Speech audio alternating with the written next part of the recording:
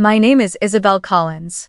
I had just turned 22, graduating with honors in engineering from Oregon State University, but the feeling of victory wasn't entirely complete.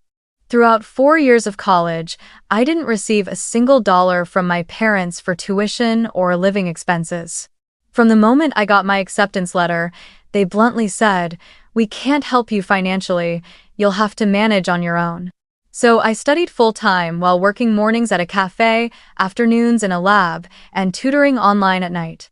I managed to pay tuition, cover rent, handle every expense, and push myself not to collapse.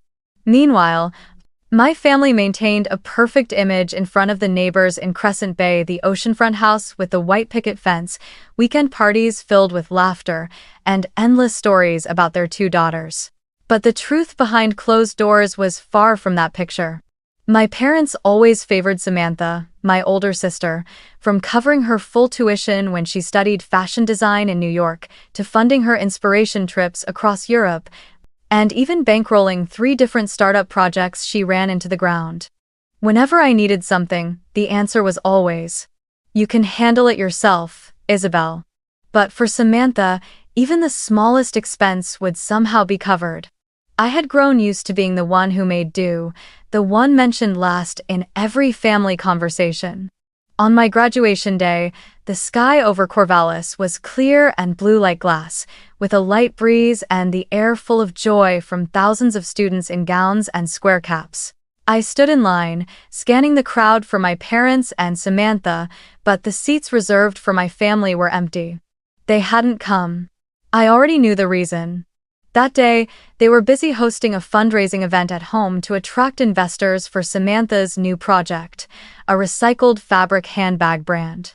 Even though I was used to their absence at important moments, my heart still sank. But then, when the MC announced my name for the Research and Technological Innovation Award worth $250,000 from a scientific development fund, the entire hall rose to their feet in applause. And I accepted the plaque with slightly trembling hands. In that moment, I wished my parents were there to see it, but, of course, they weren't. After the ceremony, I took a few photos with friends, bought myself a bouquet of pale blue hydrangeas, and drove back to Crescent Bay. I only planned to stay there for a few days before starting my new job in Portland, a project engineer position at a clean energy company. When I opened the familiar wooden door, the faint scent of lavender from my mother's air freshener still lingered, but the atmosphere felt different. My parents asked me a few polite questions. Was the drive tiring? Or, how's the new job? Then quickly returned to their phones and computer screens. Not a single word about the degree I had just earned or the huge award that had already been covered by the local press. It felt as if every achievement of mine was just an echo in this house, ringing for a moment, then fading into nothing, with no one caring to listen. At the time, I didn't realize that this silence was only the beginning of something much bigger, a turning point that would change my relationship with my family forever. Have you ever felt like your own family turned their back on you, as if all your worth and effort were erased in a single moment? And before we go any deeper into this story, I'm curious, where are you watching from? Leave a comment below. The next morning, I woke to sunlight filtering through the thin white curtains, bathing the upstairs living room in a soft golden hue. I headed down to the kitchen, where the faint smell of freshly brewed coffee hung in the air. The old pine table in the corner looked the same as always, a few small scratches left by years of use, and a round burn mark from the time Samantha set down a hot teacup without a coaster. I sat down, trying to keep my tone cheerful as I told my mother about my new job in Portland, the clean energy project team I was about to join, and the storage system improvements I had been working on since my university lab days. But she only murmured, a few times, her eyes fixed on her phone, fingers moving non-stop as if replying to someone far more important. Every time I paused, hoping she might look up and ask something more, all I got in return was the sound of her sipping coffee and that same indifferent gaze. My father walked into the kitchen a few minutes later, holding a newspaper, though I knew he only carried it for show, the way he often did when he wanted to start a serious conversation. And sure enough, Barely 2 sips of coffee later, he set the paper down, looked straight at me, and spoke in a calm but calculating tone. You know, Samantha's new project needs funding to get off the ground. She's already found a few investors, but she's still missing a large sum to finish the prototype. I think, instead of letting that award money just sit there, you should give all of it to your sister. Consider it an investment in the family's future. I froze for a moment, holding back a bitter laugh. My mother quickly chimed in, this time finally looking up from her phone, her voice softer but still carrying that familiar undertone of pressure. You have a stable job now, and $250,000 is just the beginning for you. But for your sister, if she had that amount, it would save her project and protect our family's reputation. I took a deep breath, feeling every beat of my heart. In that moment, I remembered all the times I had asked for a small amount to buy textbooks and been refused, all the nights I had worked myself to exhaustion just to afford rent, while at the same time Samantha was posting photos from Rome or Paris trips fully funded by our parents. I set my coffee cup down and spoke simply, but firmly, number. The kitchen seemed to freeze. My father's brow furrowed, and my mother tilted her head at me as if she couldn't believe what she had just heard. No, you're being selfish, Isabelle, my father said, his voice beginning to harden. Your family needs you, and you're only thinking about yourself. My mother followed, aren't you ashamed to leave your sister to carry everything alone? What will people think if they know you have the money but refuse to help? The air thickened, as if every molecule in the room was under pressure. I felt like I was standing in the middle of a family courtroom, the verdict already decided, just waiting for me to bow my head and accept it. But I didn't. I repeated myself, slower and clearer this time. That money is a reward for my work. I will use it to build my own life. My father's eyes flashed with a mix of disappointment and anger, and my mother let out a long sigh as if cutting off the conversation entirely. No one spoke again. The ticking of the wall clock became the only sound filling the kitchen. I finished the rest of my coffee, stood, and cleared the dishes, moving slowly to hide the slight tremor in my hands from the tension. I didn't want to stay another minute in that atmosphere. Before leaving, I simply said, I'm going out to run some errands, I'll be back tonight. No one responded. I stepped outside, closing the door softly behind me. The ocean breeze hit my face with a cool touch, but it carried a sharp, salty bite, a reminder that what had just happened was only the beginning of a coming storm. I didn't yet know that when I returned, I would never see this house as a home again. I came back to Crescent Bay in the late afternoon, the last light of the day casting a long streak of orange gold across the stone-paved street leading into the neighborhood. The sound of the waves echoed from a distance, steady like a slow heartbeat, but as soon as I turned into the narrow lane toward my house, that feeling was replaced by something else, a jumble of noises. Hushed voices, the sound of phone cameras clicking on, and a few quiet laughs. I slowed down, looking ahead toward the gate. The first thing I saw wasn't the familiar white fence, but dozens of black garbage bags piled high across the entrance. I recognized each item sticking out the strap of my old backpack, the corner of my dark blue graduation cap box, the spine of a technical book I had studied through countless long nights in the dorm. Everything had been stuffed together like worthless trash, tossed out to be taken away by the garbage truck in the morning. My father stood in the middle of the gate, arms crossed, his eyes as cold as the winter sea.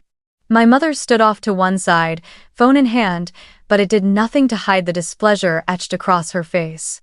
And next to them, Samantha had her phone raised, the camera pointed directly at me, her voice sharp and clear in livestream mode. This is my sister, Isabelle, the freeloader who owes $8,000 in back rent and still walks around acting proud. And now, all her stuff is right here for anyone who wants to see. The stream of hearts and comments from her viewers kept flashing across the screen, reflecting in my eyes like icy needles. I walked closer, forcing myself to keep my breathing steady. What is this? I asked, my voice low but loud enough to cut through the whispers around us. My father didn't answer immediately. He glanced at my mother, then looked straight at me. The reason is very simple. You owe $8,000 in rent, and you're ungrateful.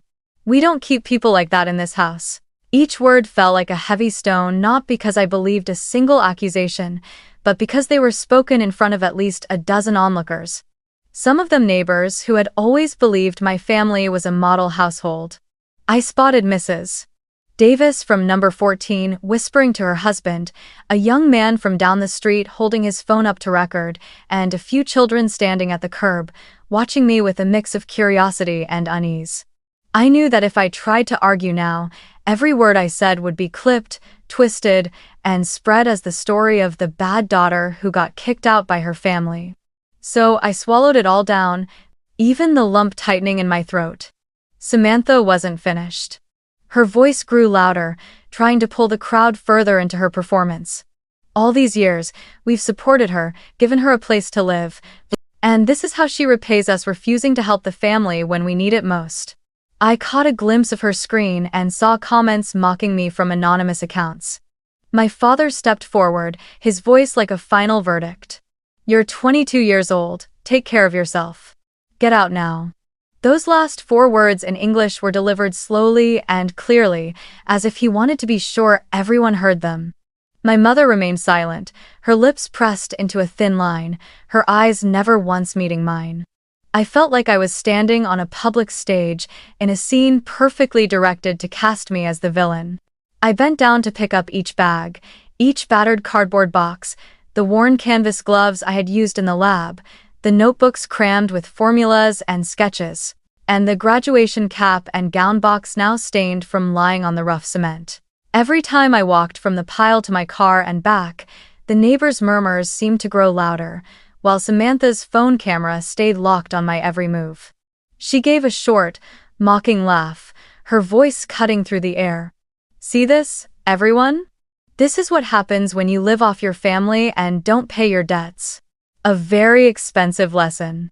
From time to time, she swung the camera toward my face, clearly hoping to catch some flash of anger or shame to show her audience.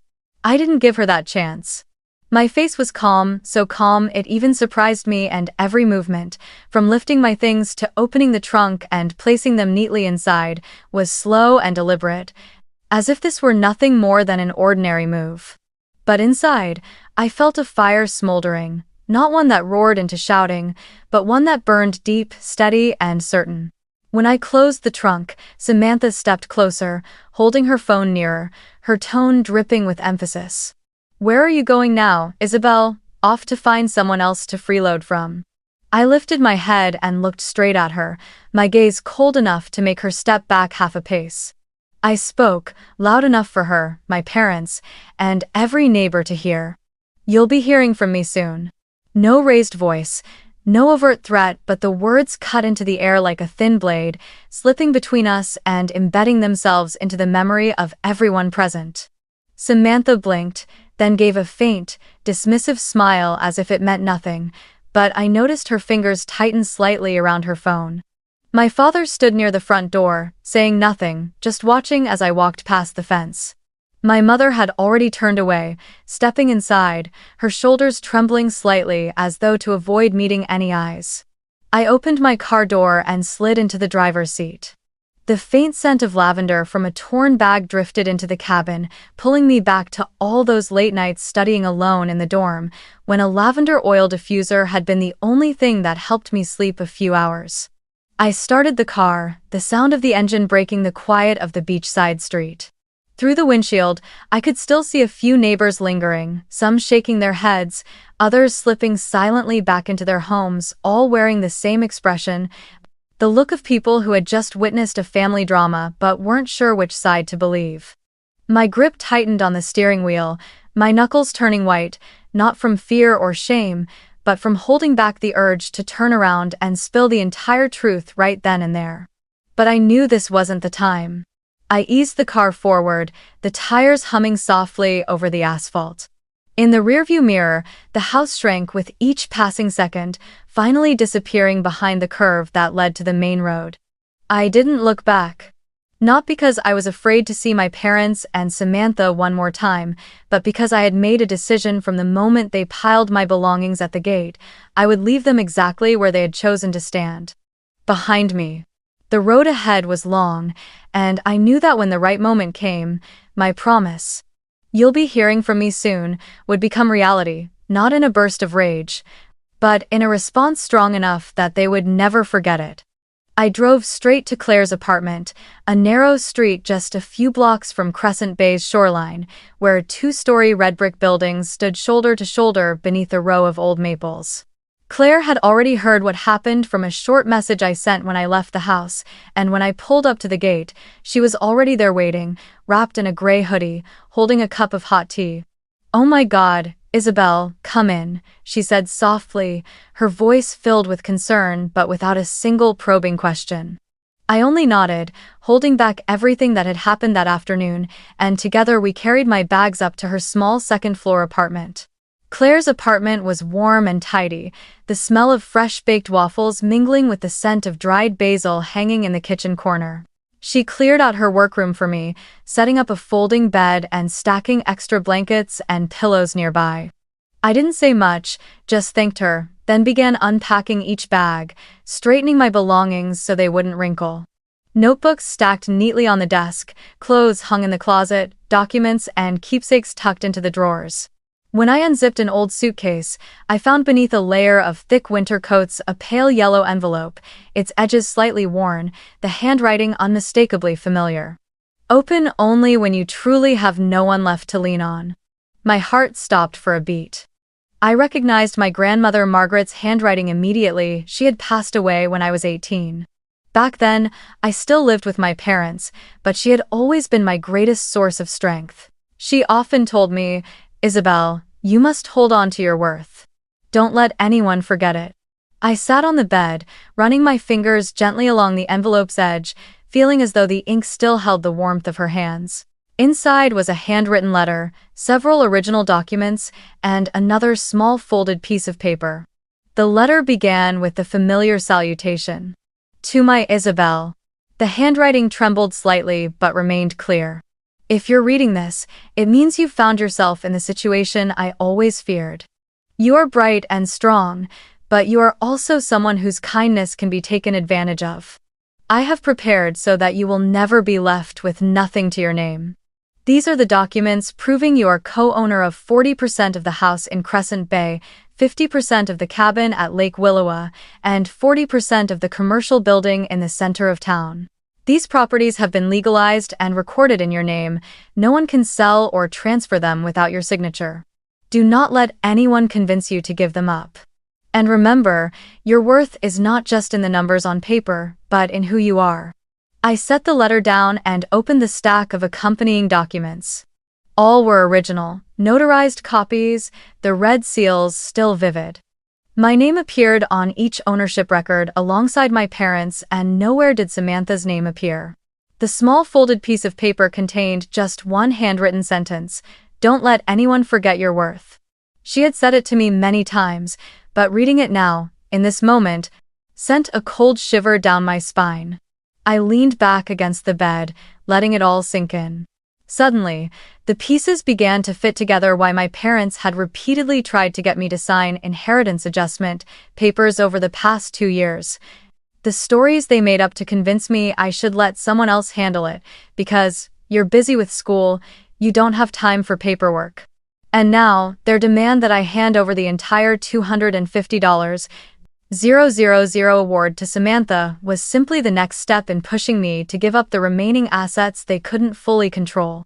A slow, cold anger rose within me, not a sudden blaze, but something steady and sharp, like an underground current building strength beneath ice. I realized I hadn't been thrown out for owing money or being ungrateful, as they proclaimed that was just a pretext. The truth was, they wanted me erased from the picture so they could seize everything my grandmother had left me. They had started long ago, and this afternoon was merely the final move to cut me out entirely. I carefully placed the envelope and documents into a zippered pouch, storing it in the nightstand by the bed, locking it with a combination padlock. Claire stepped in, handing me a cup of hot chamomile tea. I don't know exactly what happened out there, but I believe you'll find a way, she said, her eyes sincere. I gave a faint smile, not telling her everything, and replied, I just found something my grandmother left me, and I think this is only the beginning. Though. That night, I lay in the small but safe room, listening to the sound of the waves breaking against the shore through the half-open window. In the darkness, the bigger picture became clearer than ever.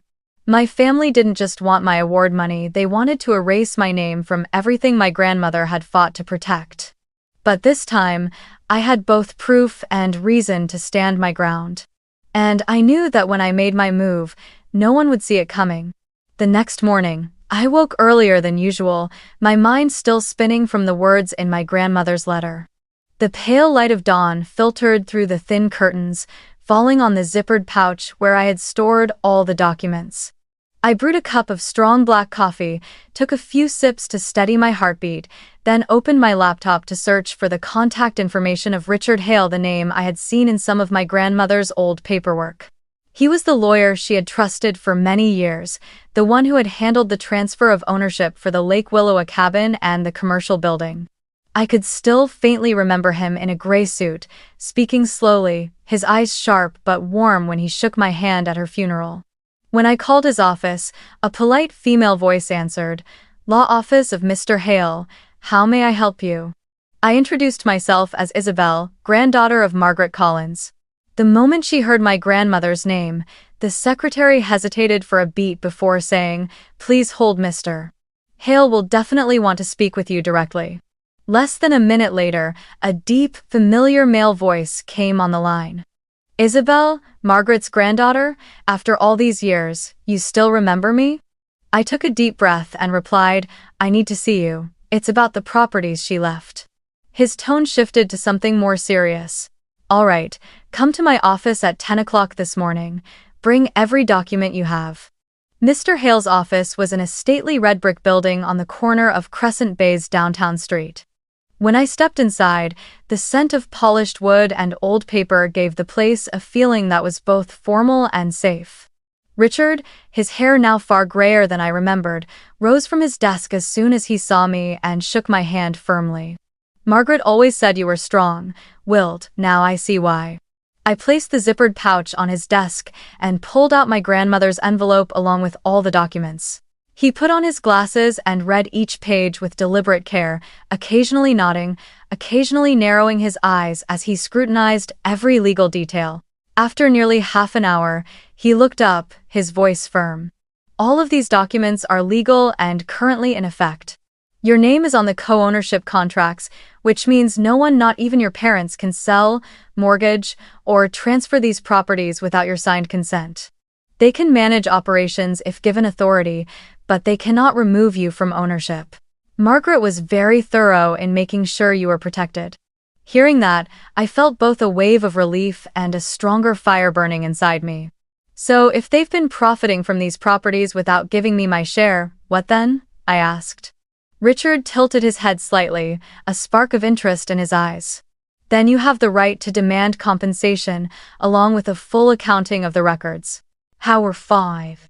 I told him everything that had happened over the past 2 years, from the times my parents repeatedly tried to get me to sign inheritance adjustment papers, to yesterday when they publicly kicked me out, and the demand that I hand over my $250,000 award to Samantha. Richard listened silently, occasionally jotting down notes in his leather-bound notebook. When I finished, he nodded. "It's clear they've been trying to cut you out of your entitlements. The first thing we need to do is end all direct communication between you and them on this matter. You'll sign a power of attorney so that from now on, any contact regarding these assets must go through my office."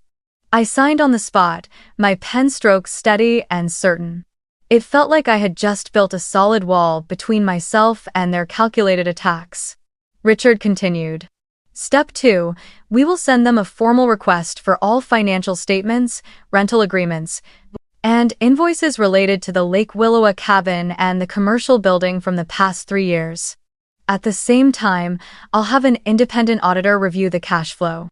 I leaned back in my chair, feeling lighter, yet still simmering. "And if they refuse?" He allowed himself a small smile. Then we take it to court. With the evidence and legal ownership on your side, your chances are extremely strong. Before I left, Richard rested his hand on my grandmother's envelope and looked at me intently. Margaret left you more than property. She left you the belief that you have the strength to protect yourself. Don't ever forget that. I nodded, placed the documents back in the zippered pouch, and stepped out of the office. The skies over Crescent Bay were now clear, sunlight spilling across the brick-paved street, and for the first time in years, I felt I was walking a path my parents could not control. That evening, back at Claire's apartment, I told her about the plan. She smiled with open support. So now they're about to face an Isabelle they've never met before. I simply nodded. Inside, everything was clear. This game now had new rules and I was the one writing them. It took less than a week for Richard to send out the formal requests and receive the first response from my parents. They sent back a few rough spreadsheets, missing official stamps and without any rental contracts attached, as if they thought I wouldn't have the patience to verify them. But that only made Richard dig deeper. He contacted the county's business registry and local property management offices, pulling tax records, lease agreements, and payment schedules. 3 days later, I got a call from him, his voice carrying both satisfaction and a flicker of outrage on my behalf. Isabelle, over the past 3 years, the Lake Willowa cabin and the commercial building have brought in more than $80,000 in net rental income. Not a single cent of it was sent to you, even though you are a lawful co-owner. My grip tightened on the phone, heat rushing to my face. $80,000, the same amount I had scraped together over thousands of grueling work hours during college, should have been mine by right. We'll demand full compensation, I said immediately, my tone so calm it surprised even me. Richard agreed, then suggested another critical step. You should hire an independent property management company. That way, every cent will be tracked transparently, and your family will have no room to interfere. I agreed without hesitation. We quickly chose a reputable firm in Portland, signing a contract for them to take over all operations, for both the cabin and the building, from rent collection to maintenance, with regular reports sent directly to me and the law office.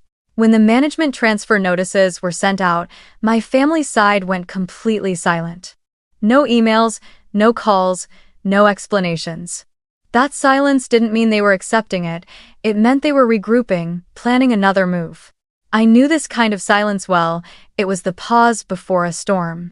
And the storm arrived on a Thursday afternoon, just as I was wrapping up at my new clean energy job.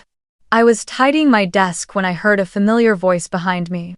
Do you have 5 minutes, Isabelle? I turned to see Samantha standing there in a camel-colored coat, her phone in hand like it was an extension of her body. A few of my coworkers glanced up, sensing the tension in the air. We stepped into the hallway, the neon lights casting a cold sheen on the tiled floor. Samantha crossed her arms, tilting her head, her voice low but sharp as a blade. You're tearing this family apart over a few pieces of paper. $80,000 isn't worth destroying Mom and Dad's and your sister's reputation. What do you think the people in Crescent Bay will say when they find out? I didn't answer. Instead, I quietly took out my phone and switched on the recorder. She went on, each word aimed to dig deeper. Grandma left those things for the family to share, not for you to use as a weapon against us. If you drop your claim, we'll let this go. I let her finish, then slipped my phone back into my pocket, my voice calm. You just confirmed, in front of a witness and on a recording, that the money is mine by inheritance. Thank you, that will be very useful to my lawyer. Samantha's face flickered, the change quick but noticeable, before she masked it with a strained smile. You'll regret this, she said, and turned away, the sharp echo of her heels carrying down the hallway. That very night, I sent the full recording and a written account of the meeting to Richard. His reply was short, well done. Let them keep backing themselves into a corner. I turned off my phone and sat at the small desk in my apartment, looking out the window where the soft amber glow of the street lamp shimmered on the rain-slick pavement. I knew this fight was far from over, but step by step, I was tipping the scales in my favor, not with noise or anger, but with evidence they couldn't deny.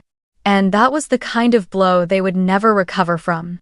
Later that evening, Crescent Bay's skies hung heavy and gray, the sea wind lashing hard enough to send the old maples outside Claire's porch swaying. I was in the living room, my laptop open to review the latest report from the property management company when noise began to rise from the street below. At first it was the muddled sound of footsteps and voices, but it quickly swelled into the chaos of a full-blown argument spilling into the road. Claire, who was in the kitchen washing dishes, leaned out to glance through the window, then turned back to me with tension in her eyes. "Isabelle, I think it's your family." I walked to the window and lifted the curtain slightly. The street lamp's yellow glow fell over the group gathered right in front of the building. My father, tall and rigid, his shoulders shaking with fury, my mother beside him, both hands covering her face.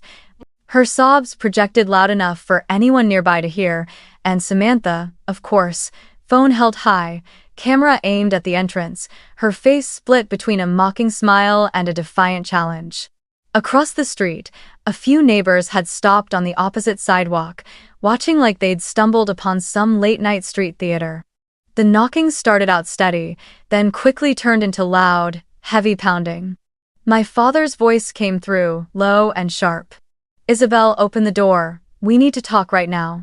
I stayed where I was, my eyes fixed on the frame of the door. My mother's crying grew louder, broken up by gasping phrases. How could you do this to your own family? 80,000, it's just money." The sound echoed up the stairwell, filling the narrow hallway. I took a deep breath, stepped closer to the door, but didn't open it. My voice carried clearly, calm and firm. "All matters go through my lawyer." Silence hung for a few seconds before Samantha's voice cut in, deliberately pitched so her phone's microphone would catch every word. "Did you all hear that? She's hiding in here, too scared to face her own family. All over a few papers and some rent money." I could imagine the comments flooding her screen, the chorus of strangers chiming in to judge or speculate, but none of it shook me anymore.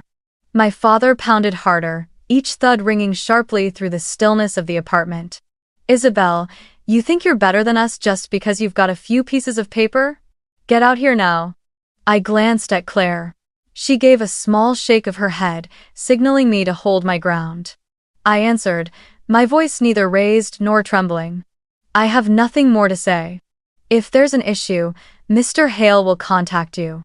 I made sure to emphasize, Mr. Hale, like a legal barricade set firmly between us. Outside, I heard murmurs, then Samantha's mocking laugh. She kept sweeping her phone around, aiming it at the door, pacing as she spoke. "See this? This is what happens when someone lets a lawyer control them instead of listening to their parents." My mother occasionally chimed in with loud sobs, while my father's patience thinned. I heard him step further away, speaking to a neighbor, though I couldn't make out his words. About 10 minutes later, when it was clear I wasn't going to open the door, the noise outside began to fade. The mix of laughter, crying, and taunts thinned out. Samantha lowered her phone, frustration breaking through when she realized her live stream wasn't giving her the spectacle she wanted.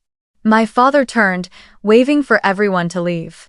My mother followed, still dabbing at her eyes in a performative gesture. Through the slit in the curtain, I watched their figures disappear around the corner, leaving the small courtyard empty under the streetlight, the ocean wind sweeping through and carrying a few dry leaves with it. I closed the curtain and turned back into the room, a quiet sense of relief settling in my chest. Claire handed me a cup of hot tea and smiled gently. "You just showed them you're no longer the person who'll open the door just to hear more accusations." I nodded, holding the cup close, listening to the distant echo of waves. The humiliation they carried home tonight was probably only the beginning, but I knew I'd held my ground, and once this wall was built, no one would break through it easily. 3 days after the scene outside Claire's apartment, Richard called me. His tone was calm but laced with dry humor. "Isabelle, they've backed down a bit. I just received a settlement offer from your family." I raised an eyebrow, already suspecting there was nothing honest about it. "Sure enough," he continued. "They say they'll give you full ownership of the Lake Willowa cabin if you drop the $80. 000 restitution, demand, and end all other legal claims. I let out a quiet laugh. The cabin had deep sentimental value, but its annual income was nothing compared to the commercial building. Clearly, they were trying to bait me with nostalgia while keeping the real profit stream for themselves. Decline, I said immediately, my voice firm. Tell them there's only one set of terms I'll accept. 1. Full repayment of the $80,000 they took, plus interest as required by law. 2. All properties, the cabin, the Crescent Bay house, and the commercial building must be placed under independent management, cutting them off from the cash flow entirely. 3. They sign a document admitting wrongdoing and affirming my co-ownership rights as legal and immutable unless I agree otherwise. Richard was silent for a few seconds, then gave a low chuckle. That's going to be a heavy hit, but are you sure? Because once they sign, there's no going back. I answered without hesitation, that's exactly what I want.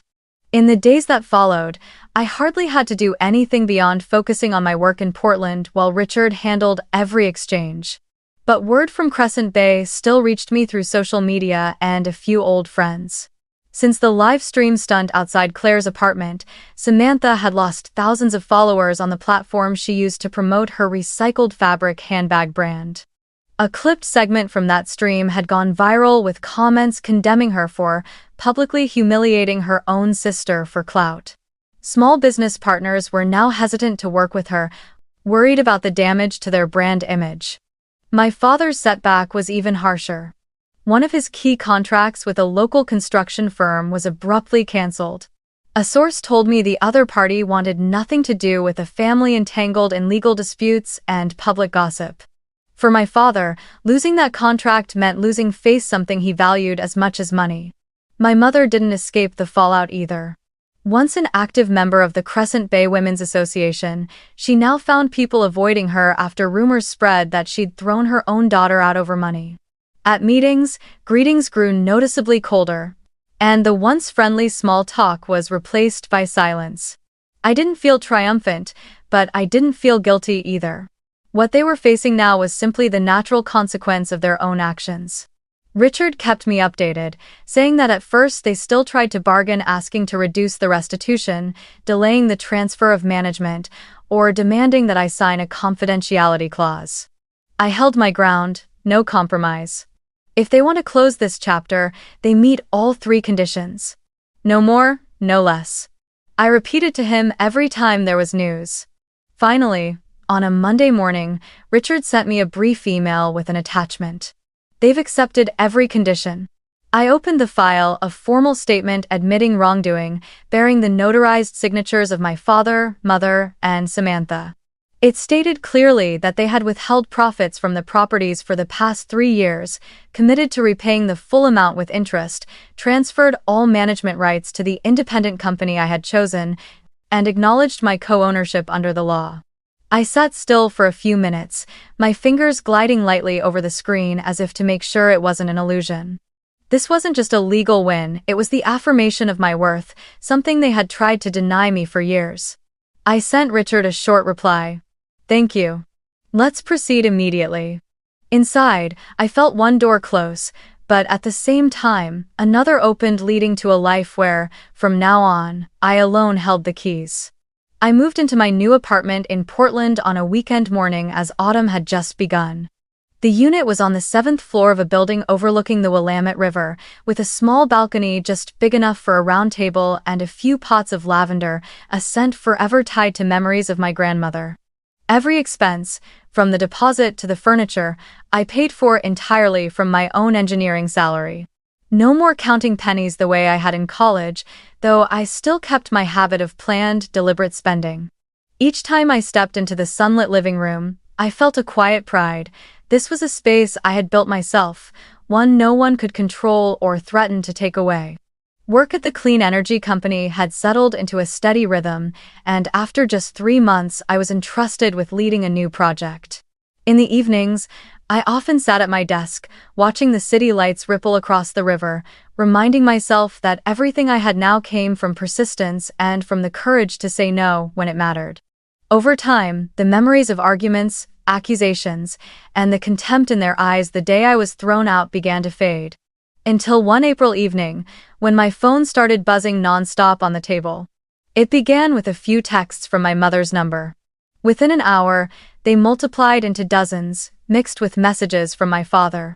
When I unlocked the screen, the number stopped me cold, more than 60 unread texts. The content repeated itself. Where are you? Talk to us. With longer ones weaving between reproach and pleading. You can't stay silent forever. We're still family, don't make this worse. I miss you, please come home so we can talk.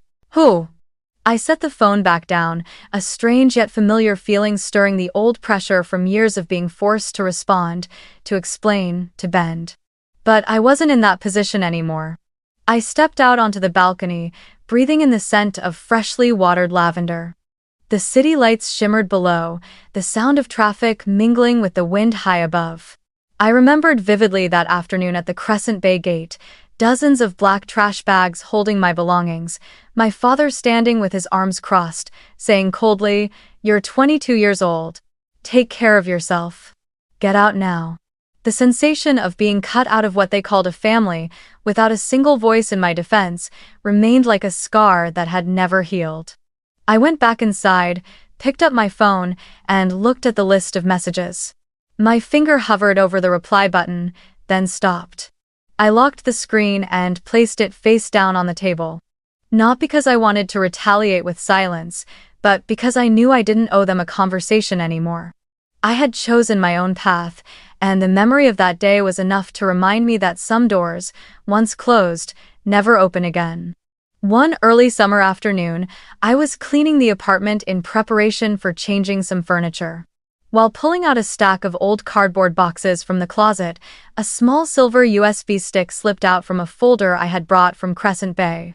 I vaguely remembered it being one of the items my grandmother Margaret kept in the drawer of her writing desk, but at the time, I had never opened it. Curious, I plugged it into my laptop. There was only one file, titled Isabelle, MP3. My heartbeat slowed as I clicked to open it.